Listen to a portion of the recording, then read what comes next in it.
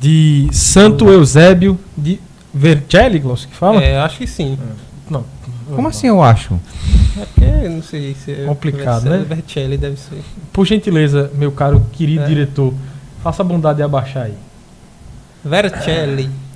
Bispo de... Brispo. Brispo, Não, mesma palavra. Bispo de Vercelli, nascido na Sardenha, a 288 d.C., e falecido em Vercelli, Piemonte, no dia 1º de agosto de 371 d.C. Foi eleito reitor em Roma, onde viveu algum tempo, provavelmente como membro ou chefe de uma comunidade religiosa. Mais tarde chegou a Vercelli.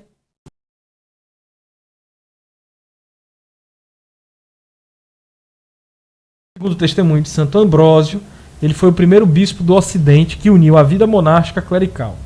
Ele liderou com o clero de sua cidade uma vida comum inspirada nas dos cenobitas orientais. Por esta razão, os cânones regulares de Santo Agostinho o homenageiam junto com Santo Agostinho como seus fundadores. Em 364, o Papa Libério, enviou Eusébio, o bispo Lúcifer de Cagliari, ao imperador Constâncio, que estava então em Arles, na Gália, com o objetivo de induzir o imperador a convocar um concílio que deveria pôr fim às discordâncias entre os arianos e os ortodoxos. O sínodo foi realizado em Milão em 355. A princípio, Eusébio recusou-se a participar porque previa que os bispos arianos, apoiados pelo imperador, não aceitariam os decretos do concílio niceno e insistiriam na condenação de Santo Atanásio. Sendo pressionado pelo imperador e pelos bispos a comparecer ao sínodo, ele chegou a Milão, mas não foi admitido ao sínodo até que o documento condenando Santo Atanásio fosse redigido e aguardava a assinatura dos bispos. Eusébio protestou com veemência a respeito da injusta condenação de Santo Atanásio e foi enviado para o exílio. Primeiro a Citópolis, na Síria, onde o bispo ariano Patrófilo, a quem Eusébio chama de carcereiro, o tratou com muita crueldade. Depois para a Capadócia e finalmente para Tebaida. Com a adesão do imperador Juliano, os bispos exilados foram autorizados a voltar às suas sés em 362. Eusébio, no entanto, e seu irmão exilado Lúcifer não voltaram imediatamente para a Itália. Atuando pela força de suas antigas faculdades legadas ou, como é mais provável, tendo recebido novas faculdades legadas do Papa Libério, eles permaneceram no Oriente por algum tempo, ajudando a restaurar a paz na igreja. Eusébio foi a Alexandria para consultar Santo Atanásio sobre a convocação do sínodo, que em 362 foi realizado ali sob presidências conjuntas. Bom, pessoal, assim, aí é só para a gente introduzir um pouco, porque o texto é mais longo do que o de costume. Eu vou deixar a Glaucio fazer uma introdução a respeito da vida de Santo Eusébio de Vercelli e dizer por que você trouxe essa discussão para o nosso meio, meu querido. Uhum. Então, na verdade, o motivo pelo qual eu trouxe a discussão é simplesmente porque é dia dele hoje no calendário tradicional, certo?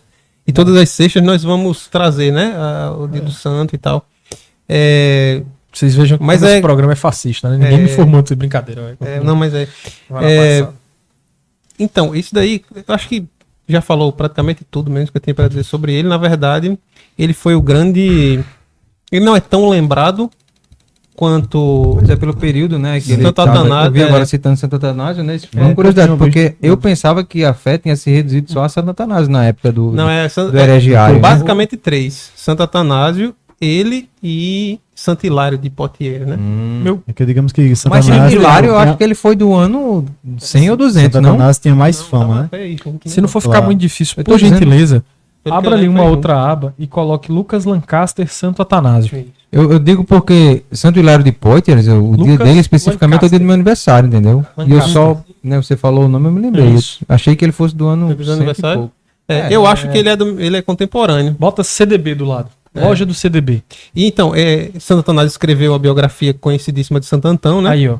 Esse primeiro link. Isso. Pode. Que inspirou, recomendamos muito o trabalho do Lucas Lancaster, né? Historiador da igreja e tudo mais. Bom, está aí. 124. Só um minuto antes de vocês Dessa começarem grossura. a discussão. O Lucas, já fiz esse elogio em privado a ele, por isso que me sinto muito à vontade para dizer de público. é, a meu ver, um dos melhores historiadores, se não melhor, da nossa geração. Ele escreveu primeiro uma biografia de São Luís IX, que em breve vocês poderão comprar de novo, dado que ele está reatualizando, né? Tá fazendo uma nova edição. E esse ano ele lançou aí Santo Atanásio e a Crise Ariana, que é um livro, se a memória não falha, com mais de 800 páginas, todo dedicado a contar a história da crise ariana. Tá barato. Por que eu quis citar? Por que eu quis citar esse livro, Eduardo?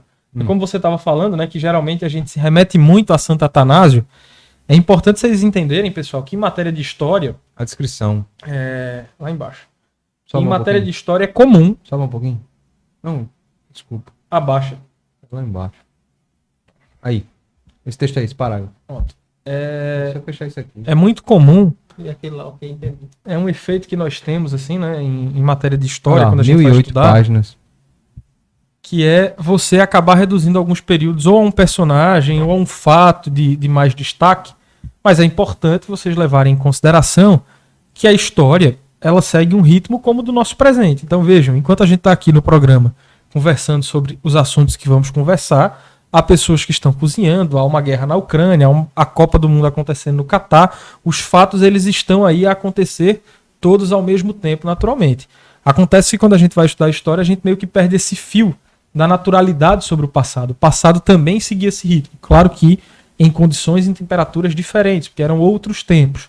Mas o que eu quero dizer é que a dinâmica da sociedade estava ali acontecendo ao mesmo tempo. Então, é comum a gente esquecer de outros personagens, como o Santo Eusébio de Vercelli, outros bispos que ficaram do lado de Santo Atanásio e que lutaram, resistiram contra a crise ariana. Então, tá aí a indicação do livro do Lucas Lancaster. O Centro Dom Bosco, inclusive, a loja, está fazendo promoção de Natal, então aproveitem, que é uma coisa que vocês não vão se arrepender. Se vocês quiserem seguir o Lucas também no Instagram, sigam. Ele tem um canal no YouTube, onde toda terça-feira, se eu não me engano, ele fornece gratuitamente aulas de história da igreja para que vocês possam acessar. Ele também tem uma escola da igreja lá fantástica que, caso vocês queiram consumir, vocês certamente não se arrependerão. Bom,